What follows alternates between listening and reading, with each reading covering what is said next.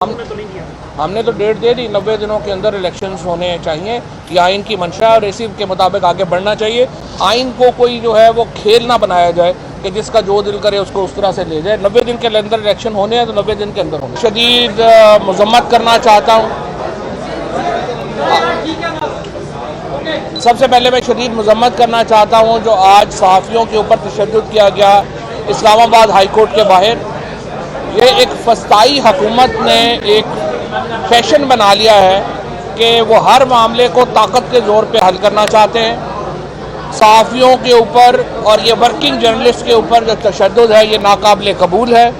और मैं chief justice Islamabad high court से ये मुतालबा करता हूँ कि वो फौरी तौर के ऊपर जो जिम्मेदारान हैं उनको कटहरे में खड़ा करें और उनको करार वाकई सज़ा दी जाए।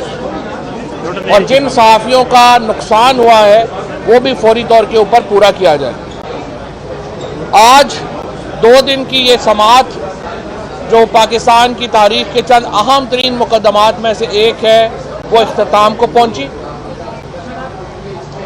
कल से आज तक तकरीबन दर्जन भर वकीलों ने अपना नुक्ता नज़र अदालत के सामने रखा है।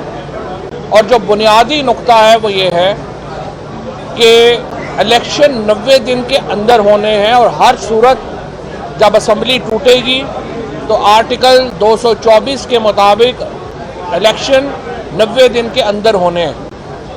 और इन इंतखाबात का ऐलान किसने करना है ये वो नुक्ता है जिसके ऊपर ज़्यादा बहस रही है। और election commission of Pakistan, governors या सदर ममलिकत ये हतमी इख्तियार कौन एक्सरसाइज करेगा कि इंतखाबात की तारीख का ऐलान हो सके और उसके बाद इलेक्शन कमीशन अपने कानून के मुताबिक यानी दफ़ा 58 इलेक्शन एक्ट के मुताबिक जो इलेक्शन का शेड्यूल है वो जारी कर सके।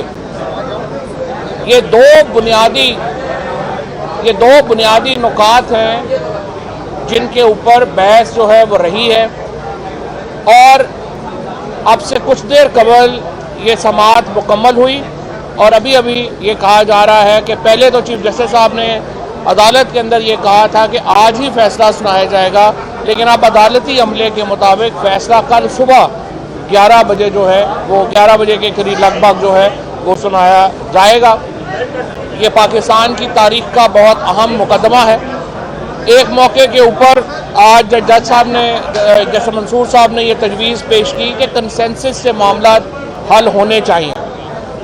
ये जो सोच है जज साहब की एक बिल्कुल सियासी एतबार से दुरुस्त सोच है और हम भी यही चाहते हैं। हम चाहते हैं कि सियासी जमातें एक पॉलिटिकल फ्रेमवर्क की तरफ बढ़े और हम इलेक्शंस एक कंसेंसस से करा सकें। लेकिन जहाँ पे मुतालबे ये हों कि पहले इमरान खान गिरफ्तार होंगे, फिर उन्हें माइनस किया जाएगा यानी डिस्क्वालीफाई किया जाएगा, फिर तहरीके इंसाफ के सारे लोग जो है उनको डिस्क्वालीफाई किया जाएगा, उसके बाद नवाज शरीफ साहब के केसेस माफ़ होने चाहिए, उनका पैसा उनको माफ़ होना चाहिए, फिर इलेक्शन होंगे। तो मुझे बताएं कंसेंसस कैसे होगा? इन हालात में तो कंसेंसस नहीं हो सकता।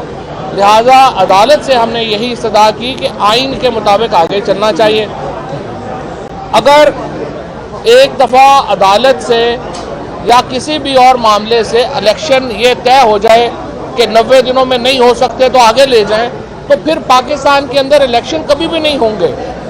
ये आप देखिए कि जो हमने सोचा था कि पीपल्स पार्टी जो है वो थोड़ा बहुत शरीफ फैमिली को भुट्टो के नज़रिए पे लेके आएगी, यहाँ पे हम देख रहे हैं कि सारी जरदारी साहब जो है वही जनरल ज़ियाउल हक को अपना पीर मान चुके हैं। जनरल ज़ियाउल हक ने कहा था पहले एहतसाब फिर इंतखाब, और वो 90 दिनों का वादा था जो 11 साल के ऊपर गया।